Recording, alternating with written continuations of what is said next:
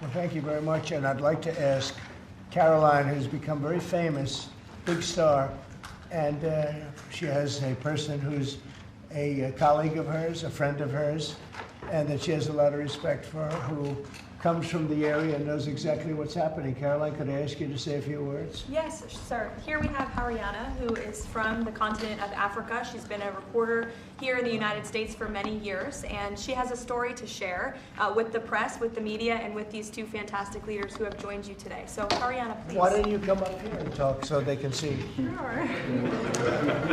That'd be great. Thank you very much. Thank you, Mr. It's a great honor. Thank you, Mr. President. So, as Caroline has mentioned, President, first of all, I want to let you know that I'm the only African reporter accredited here at the White House and covered for the entire continent. So I just arrived from Congo, Democratic Republic of the Congo, yesterday.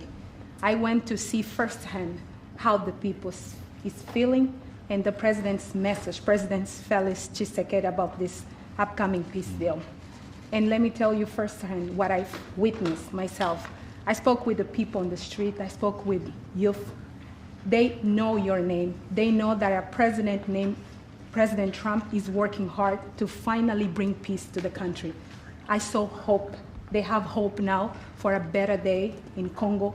They see what you're doing as a future, better future for Congo. And I had opportunity to sit down with President Felix Tshisekedi for an interview because I want to understand his mind, what he's thinking, his feeling about everything that your administration is doing. And he told me firsthand that for many years, many American presidents overlooked this conflict. They didn't do nothing. Even myself, I covered President Biden's administration. I pressed many times about this conflict. People are dying in Congo. This country has so much potential, but they need help because this war is destroying the country. Right. They never gave me any answer. And he told me, President Tshisekedi, that he's you have no idea, he's very thankful for what you're doing, for what your administration is doing. Not only him, the entire Congolese people, they see that finally they will have hope. And President Tshisekedi also mentioned at the end of my interview that when peace finally comes to the Democratic Republic of the Congo, he's thinking to nominate you as a Nobel Prize Peace because he said you deserve, you have been working to bring peace in the world, not only at the Congo, and he's very hopeful to meet you in the future. That's so nice, boy, and that's so beautifully stated. And Caroline said, number one, she did say, and I shouldn't say this because it's politically incorrect, she said, she's beautiful, and you are beautiful. Okay? I'm not allowed to say that, that could be the end of my political career, but I say it anyway. But you are beautiful, and you're beautiful inside. So I wish I had more reporters like you. So you covered Africa for a long time? Yes, for over 10 years. Wow. I cover even your first administration. Yes, I know that. That's great. Well, thank you. That's so nice that you said that. You. Appreciate it. And I have one more question, yes. Mr. President. Since we know in July or in the future, both President of Rwanda and the Congo will be coming to the United States. In Africa, President João Lourenço, the president of Angola, he is also the leader of African Union. Good. He worked very hard to bring peace, but unfortunately... Let's get him here. Yes, that's okay. right. Would you invite him for me? Of course. Okay. Of course. No, we'll have. I know that he works very hard, and he's the head of essentially the union. So the union all over Africa, not the kind of union that we have. This is the union all over Africa, and I'd love to have him. So you'll let him know. Of course, Mr. President. Thank you very much. Thank you, good. Now you go back to where you belong, right? That's great. That's a great job. It's real knowledge and real heart too. Congratulations. Okay. So we're here today to celebrate a glorious triumph, and that's what it is, for the cause of peace. And this is a long time waiting, the signing of a historic peace agreement between the Democratic Republic of the Congo and the Republic of Rwanda. The conflict has continued, and it's been going on for many, many years. It's been going from, I guess they say 30 years. The Great Lakes region of Africa for a long time, and maybe even a time before that. How is the Great Lakes region? Must be beautiful, right? Beautiful, beautiful region, but they had a lot of war, right? A lot of fighting, a lot of death. It's displaced countless people and claimed the lives of thousands and thousands. But today, the violence and destruction comes to an end, and the entire region begins a new chapter of hope and opportunity, harmony, prosperity, and peace. That's been a long time waiting. I said, how long has the war been going? And a friend of mine who was very much involved said 30 years, and at least 6 million people were killed during that period of time. It's incredible. And somebody said that was actually, it's the biggest war on the planet since World War II. So it's a shame, but we're going to bring it to an end. I want to express my gratitude and congratulations to the representatives of the Democratic Republic of the Congo and the Republic of Rwanda, who signed this pivotal agreement a short time ago. They just signed right in front. And let me also thank Secretary of State Marco Rubio, who has worked very hard on this subject, and we've worked on it together, for his outstanding leadership, as well as Senior Advisor for African and Africa Affairs, Mossad Boulos, who's, as you know, spends a lot of his time in Africa, and he's very comfortable there. I said, were you at all uncomfortable with all of the turmoil and all of the killing? And he said, no, I wasn't uncomfortable, and that's what you need. You need somebody that's going to be able to get. So, Mossad, I want to thank you very much for the job you've done. Amazing guy, actually. I also want to thank African Union, Qatar, Togo, for working closely with the United States. And I know Qatar was really working hard, and African Union, we just spoke about that. And I look forward to having them representatives here when we do the official meeting, and that'll be sometime in July. And we look forward to it. And you better be here covering it, okay? We're not going to send anybody else covering it but you. But this is a tremendous breakthrough. In a few short months, we've now achieved peace between India and Pakistan, Israel and Iran, and the DRC and Rwanda, and a couple of others also. Serbia, you know, they were getting ready to go to war with a group I won't even mention because it didn't happen. We were able to stop it, but I have a friend in Serbia, and they said we're going to go to war again. And I won't mention that it's Kosovo, but it's Kosovo. But they were going to have a big time war, and we stopped it. We stopped it because of trade. They want to trade with the United States. I said we don't trade with people that go to war. And we said that also with, if you take a look at Pakistan and India, it was great. They have two great leaders, and they were able to stop. They were in the midst of a big fight, I guess everybody saw, and it was going to get very bad. And they are nuclear nations, very powerful nuclear nations. In the months and years ahead, my administration will continue to work closely with all of the parties in this deal and ensure the agreements are fully taken care of, and you're going to do what's in the agreement. We'll say you better do what's in that agreement, right? Because if somebody fails to do that, bad things happen. But I have a feeling that after 30 years, I think after 30 years, you're all set. We are. I think both of you have said that's enough, right? That's enough. Yeah. That's enough. You've seen it all. So this is a wonderful day. It's a great day. We've had some tremendous success. It's been a great week between just coming back from a very successful trip, NATO's really pulled together. They have, they're going to spend over $1 trillion a year. Nobody expected a thing like that to happen. And we had the war, as you know. We call it the 12-day war. It was exactly a 12-day war, and we ended up with no nuclear weapons. That's what we wanted. And they were just absolutely blown to pieces, those 3 sites. And there's no nuclear weapons, and hopefully there can be a lot of healing, and the healing is starting. And it's been a really pretty amazing week, and this is one that I really look forward to. This was set up a few weeks ago, and it was something that I really look forward to. If we can do this, and we do that because we have a certain competence that's good, we're able to get people to be peaceful.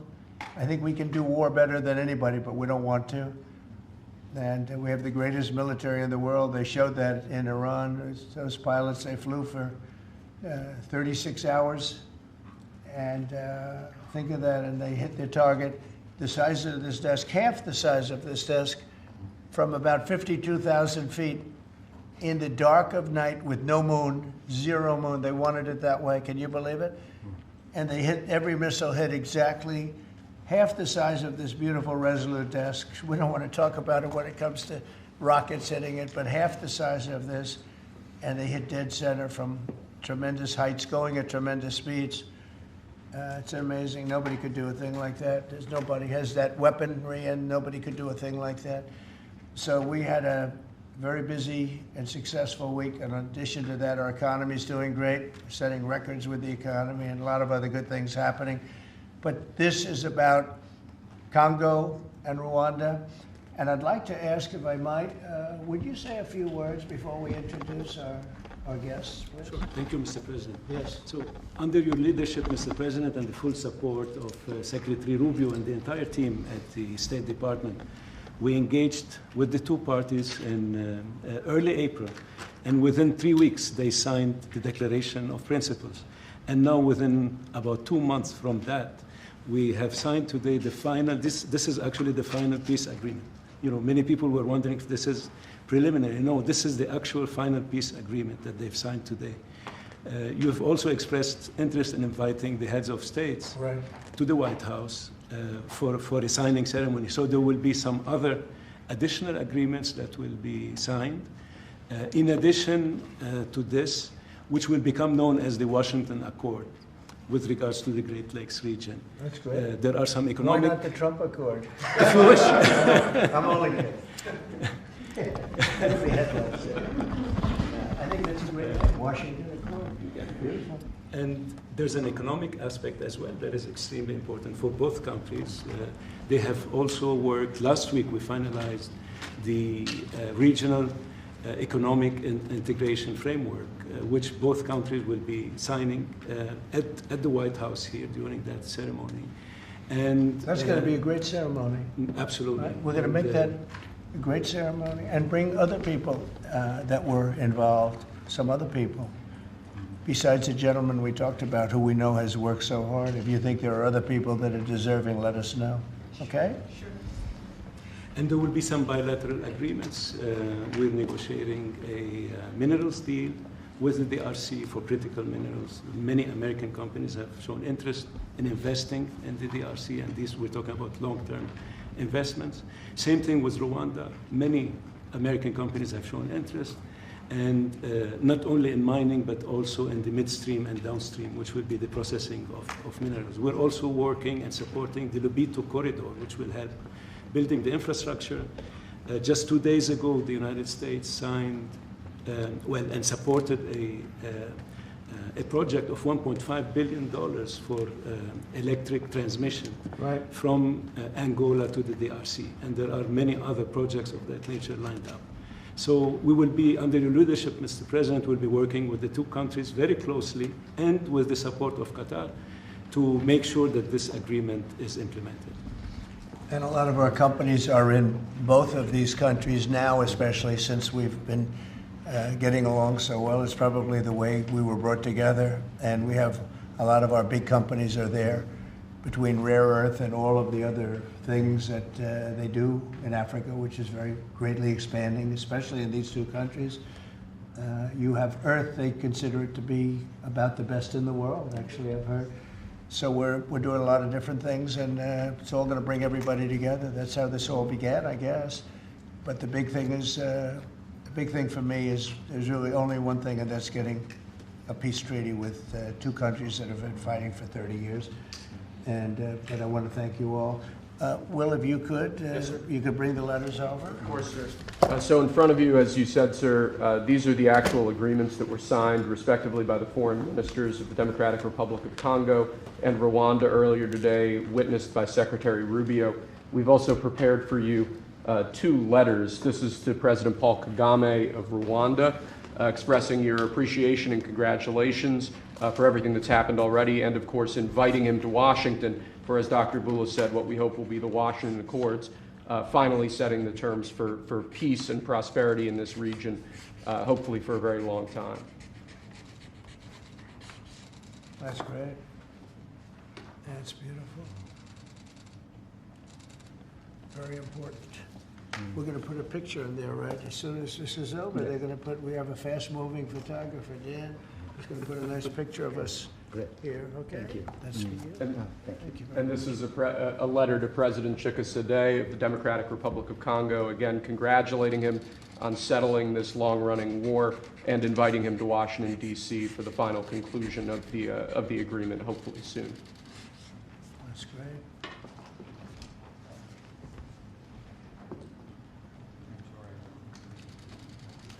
Nice, right? Take that pen. You take that pen. Thank you very much. Okay. So I'd like to ask JD to say a few words, our great Vice President, and then Marco, and go ahead. Great. Well, first, let me welcome the foreign ministers of Rwanda and Congo. It's great to have you in the Oval Office. And second, let me say congratulations to the President, to Secretary Rubio, the entire team. I think for the people of these two countries, they should know that the United States is committed to the pathway of peace.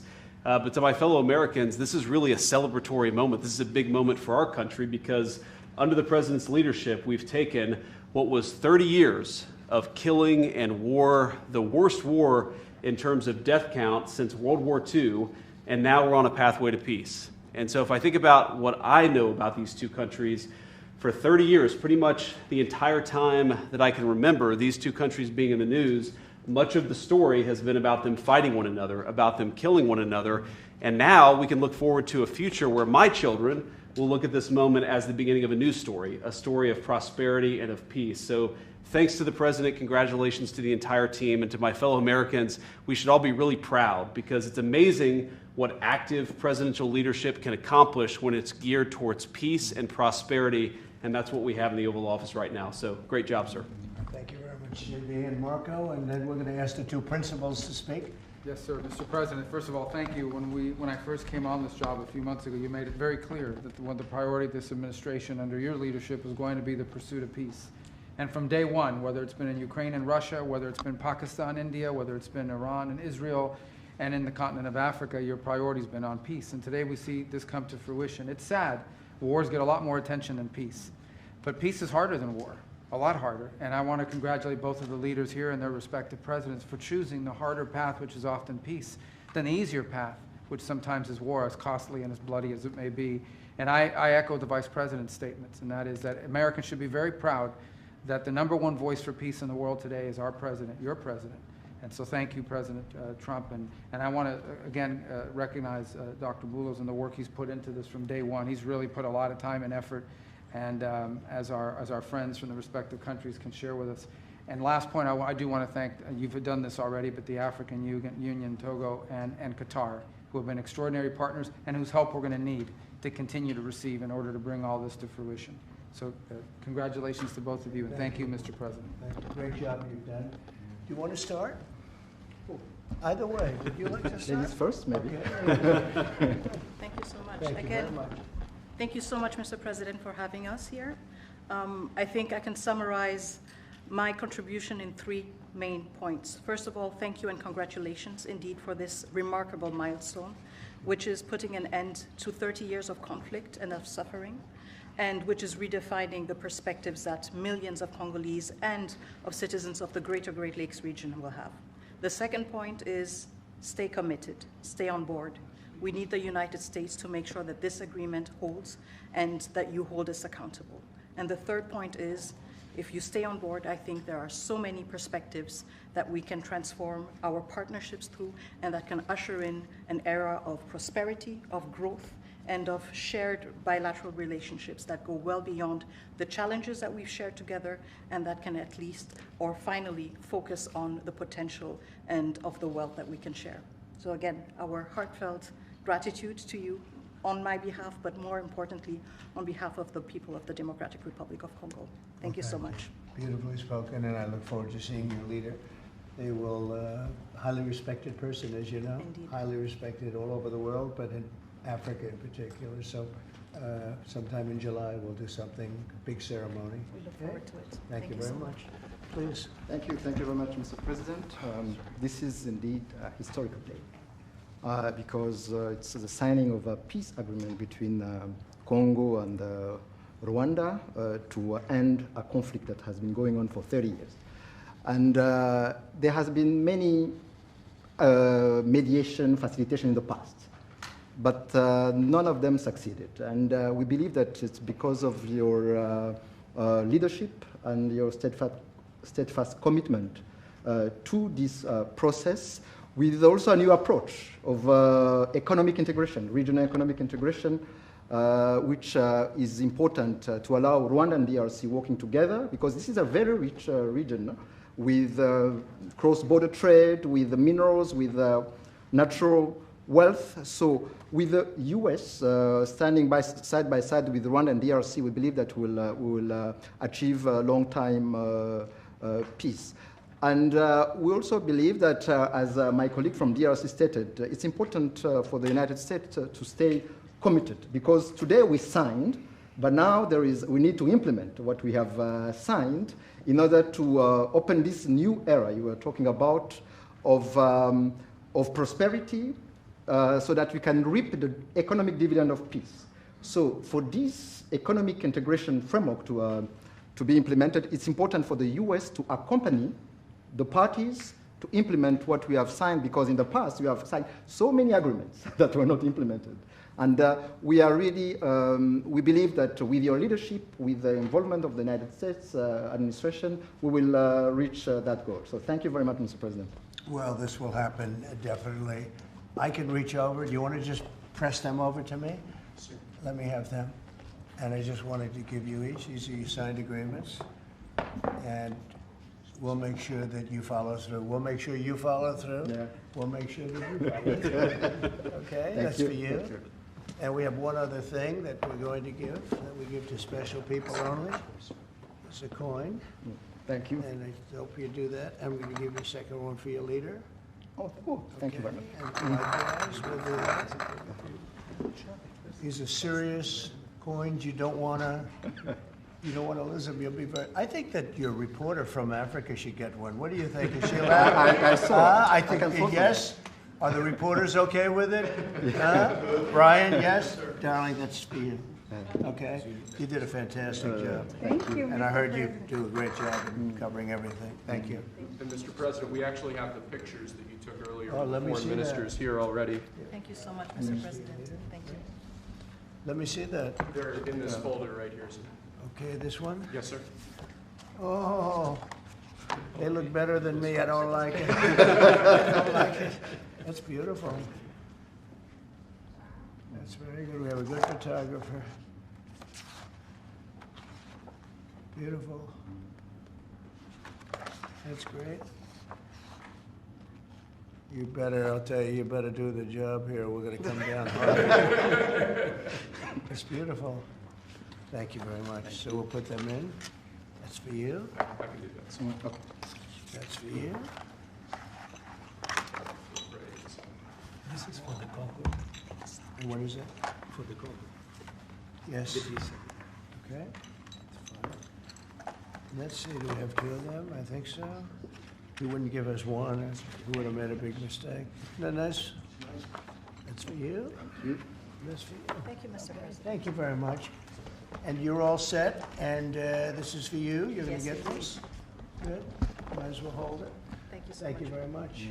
Good luck. Thank you. Do you have any questions? Yes, sir. On the subject, sir. Not Canada. This is about Canada. Why not? Why not Canada, by the way? Why? I mean, Because this is about a different subject right now. This is right now actually a much more important subject. We just ended a war that was going on for 30 years where 6 million people died. So don't ask me a trade question on Canada. Mr. President, Kara Castronova from Lindell TV. Now that your administration, and congratulations, has secured peace in Africa to a bloody, horrific war that's gone on for decades and no other president could do it, do you think the mainstream media will finally... I love her, I'm telling you. No other, but you're right, no other president could do it. They tried and they didn't even try, I don't think. I actually don't think they tried. Do you think Biden tried? He didn't know he was alive. Do you think the mainstream media will finally give you credit where credit is due? No, the media will never give me credit, but the people give me credit. That's why I'm here. The people didn't give me. That's why we're here in a landslide. We got all 7 states. We won the popular vote. So the media won't give me credit, but the people give me credit. That's more important to me. You're going to go down as a peacemaker. You're also going to go down with the president who had 0 border crossings in May. You secured the border most than anybody has ever done.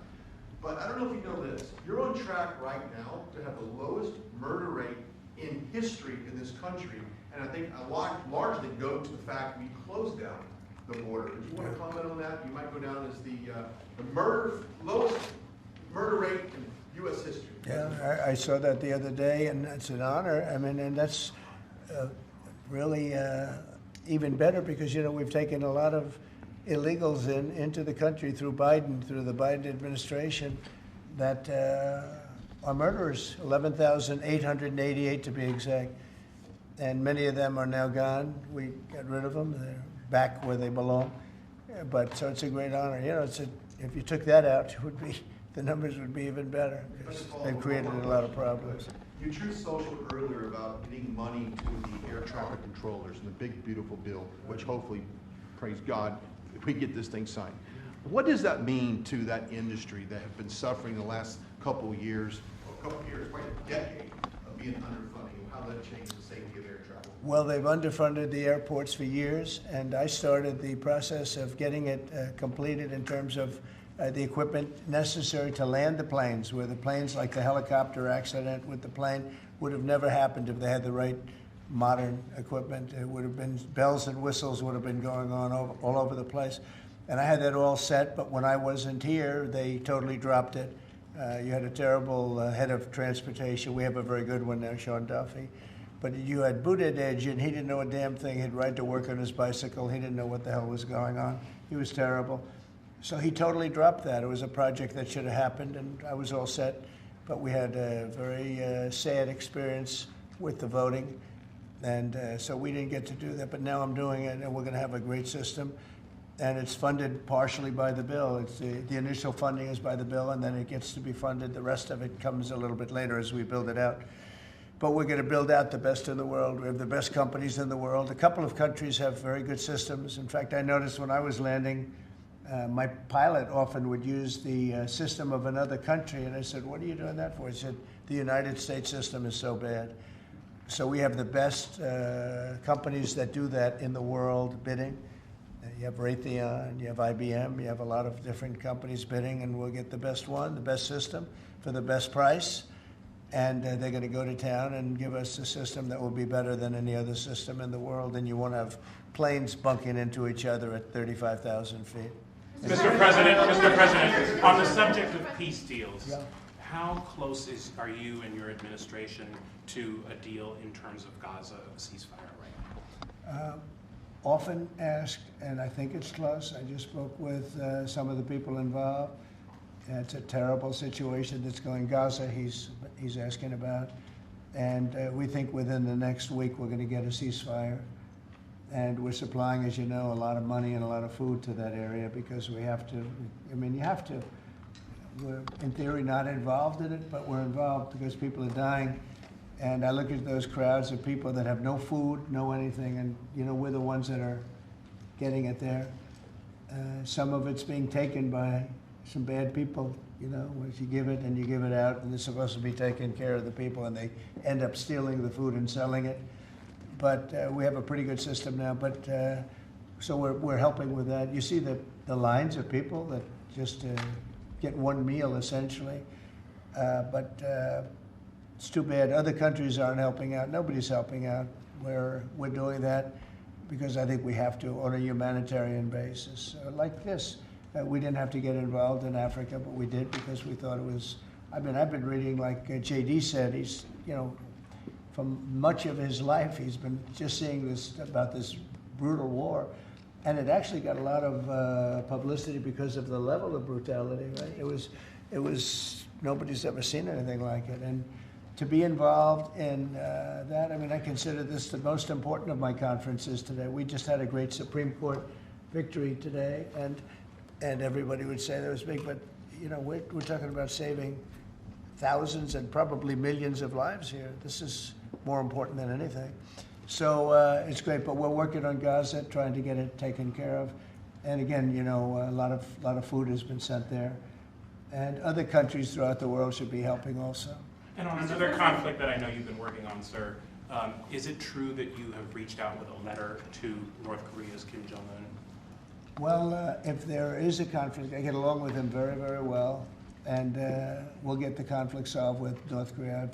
I've had a good relationship with Kim Jong-un, and I've gotten along with him really great, so we'll see what happens. But somebody's saying there's a potential conflict. I think we'll work it out if there is. It wouldn't involve us, but again, we're very far away from a lot of these places that we're solving problems with. But I enjoy doing it, I like doing it, and it's the right thing to do, and we have an ability to get it done, so we're solving things that we didn't have a lot to do. Serbia, Kosovo, I told you, we solved a potential disaster. I can tell you that some of the countries that you're not going to hear about, but some countries that were ready to go to war with their neighbor are not going to go to war with their neighbor, and that's a great thing. We have a number of them. But I'm very happy about India and Pakistan because they actually have nuclear weapons. You know, when you talk about Iran, they were trying to get it, but India has nuclear weapons, Pakistan has nuclear weapons, high-level nuclear weapons both, and getting that solved was really great. We did it through trade, so it was a great thing. Mr. President, when it comes to nuclear weapons, Mr. President, are you concerned that the Iranians may have some enriched uranium at Pickaxe Mountain? No. The last thing they're thinking about right now is enriched uranium. They're not thinking about what they want to do is they want to get back to life, and they do want to meet me, and we'll do that quickly. We're going to do it quickly. We'll have a meeting. They said this morning that they don't want to meet with the U.S. Were they telling you something different in private? They may say that to you. Don't you think they want to meet me? Don't you think we have sanctions on there that they can't do anything? Wouldn't you think that they want to meet me? I mean, they're not stupid people, but they went through a lot, and they suffered, and so did Israel. Israel suffered greatly. It was a nasty 12 days, and yeah, we'll see what happens. Are you considering sending Patriot missiles to Ukraine? Have you made up your mind about that yet? I may. Go ahead. On this context, Mr. President, there are a few unanswered questions that remain in this deal. For example, will Rwanda, on this deal, on this conflict, for example, will Rwandan troops pull back from parts of the DR Congo, and also will the M23 rebel group be allowed to remain in parts of eastern DR Congo? Do you have any answer to those Well, let questions? me ask you that question. You want to answer that one? It sounds like an interesting question for you. Go ahead, please. Thank you very much. In the agreement we signed, we have taken the concept of operation for the neutralization of the FDLR, which is a vicious genocidal movement, and the lifting of Rwandan defensive measures. So this was already signed last year in November, so we will implement it. This concept of operation to do both things, to neutralize this movement, which has been destabilizing Rwanda for many years, and to lift our defensive measures. As for the M23, in the agreement also, we have decided to rely on the Doha talks, because there are currently talks between the AFC M23 and the DRC government to have a peace deal also that will complement the Washington peace agreement. So both things are taken care of. Thank you. Mr. President, will the United States be enforcing this agreement? Or Well, we're going to be working with them to get it enforced. They can enforce their own agreement, but we'll be putting a lot of pressure on to make sure it gets enforced. The two people in this room are very, very capable people, and they'll get it done. I think they'll get it done. They love their. One thing I learned very quickly is how much you love your country, and you want to get it done. And they know it has to get done, otherwise bad things happen. But I think we're well beyond that. Other presidents should have done what I'm doing right now. They never did it. I don't think they ever tried. I don't think it's like they couldn't do it. I don't think they ever tried. And if they did, they wouldn't be able to do it anyway. On the President, Yes, thank you. Mr. President, can you share with us what can happen if one of the parts violate this peace agreement? Because we don't want war to come back to Well, DRC. I'd rather not say. I would just say that there are big penalties if they violate, and they're not going to. I don't think they will violate. I think they mean it, but we have very severe penalties, financial and otherwise. Okay. On the President, to go back to your Truth Social post on Canada specifically, why are you deciding to end trade talks with Canada, and what rate are you looking to set? So Canada put a charge on some of our companies, and Canada's been a very difficult country to deal with over the years. You know, we hear Canada, we have a great relationship with the people of Canada, but it's been very difficult, and they put a charge, and they were a little bit early, we found out about it. So and we have all the cards. We have every single one. We don't want to do anything bad, but they have, economically, we have such power over Canada. I'd rather not use it, but they did something with our tech companies today trying to copy Europe. You know, they copied Europe. It's not going to work out well for Europe either, and it's not going to work out well for Canada. They were foolish to do it. And so I said, we're going to stop all negotiations with Canada right now until they straighten out their act. Okay? Is there anything Canada can do to change your mind about this situation? Well, no, they put a tax on companies that were American companies that they shouldn't, a very severe tax. And yeah, I guess they could remove it. They will, but I don't really, I mean, it doesn't matter to me. We have all the cards.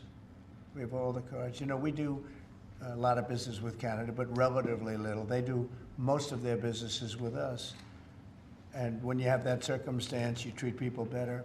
They've had farmers that are getting like 300, 400, 200% in tariffs. Nobody's ever seen anything like it. We have cases, you don't read this and the people don't report, but they charge us 400% on some dairy products. 400%. Nobody writes that. It's not fair to our farmers, and we've got to protect our farmers.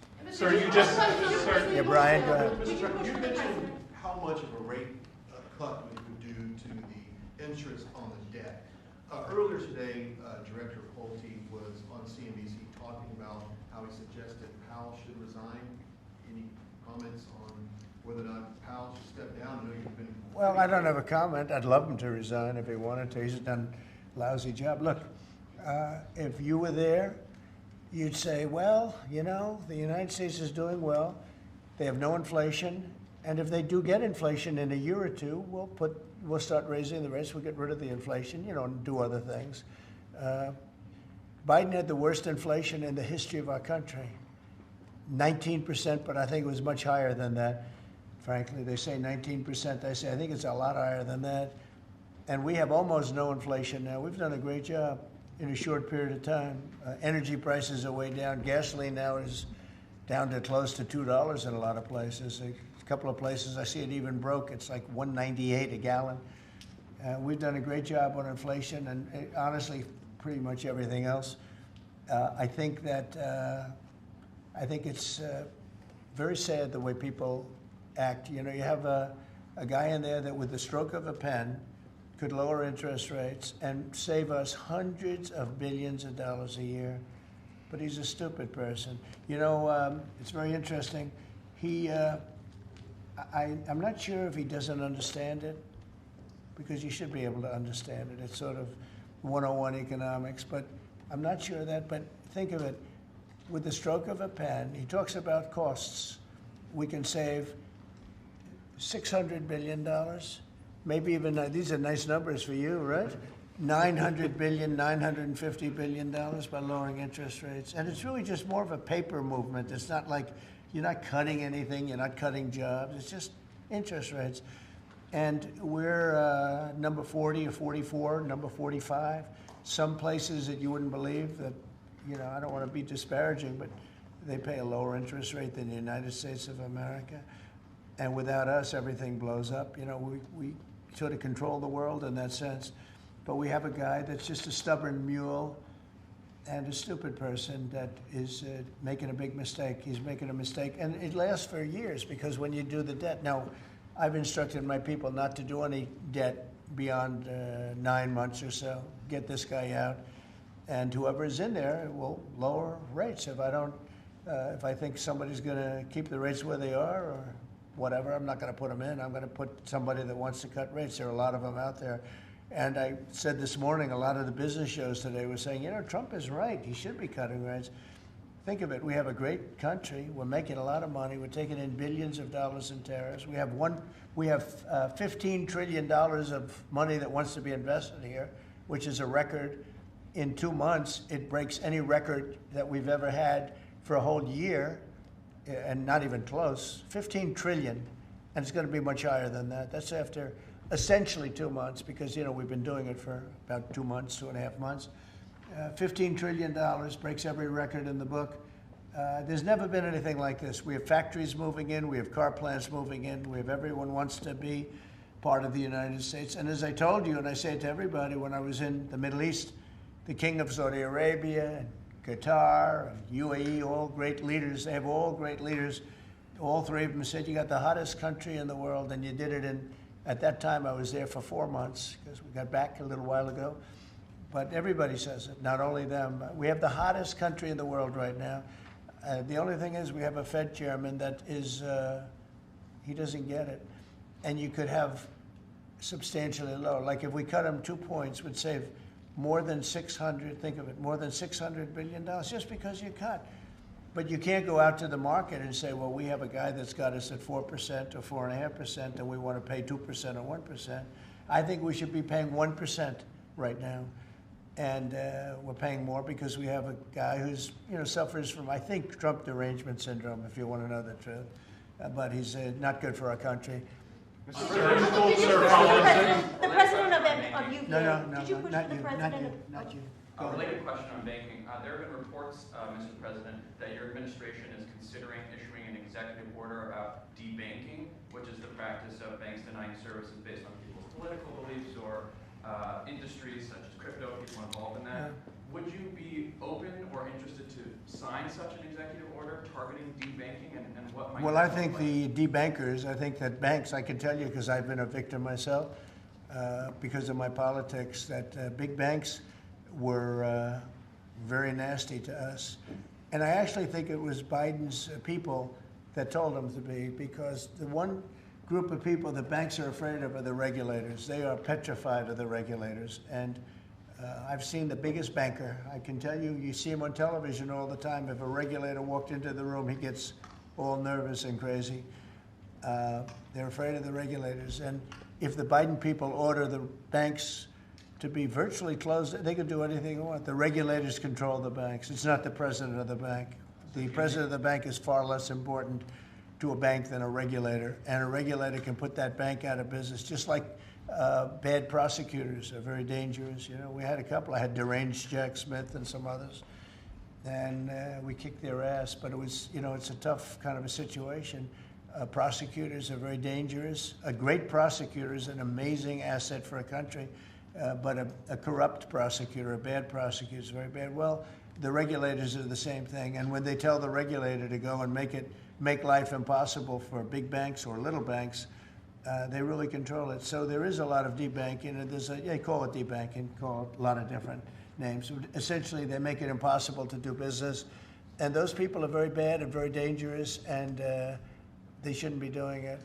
Sir, you told us that on taxes, Mr. President, could you please explain how taxes would go up by 68% if the bill isn't passed? Where does that number come from? Well, it comes from the fact that you have automatically the Trump cuts, which were the biggest cuts that we've ever had. Now, these cuts are even bigger. But from the last administration, we had the Trump cuts. It was a 5-year deal, and it comes due. When you add that to the cuts that you already have and other things, it amounts, according to what they tell me, about 68%. That would mean you'd have a tax, so that that the tax cuts that they got, the biggest tax cuts in our history, would immediately go up to that level. And that alone is a big chunk of the 68%. And then you have the other taxes that would accumulate. And they say that you'd have about a 68% tax increase. Sir, you said a moment ago that it won't work out very well for Europe on trade.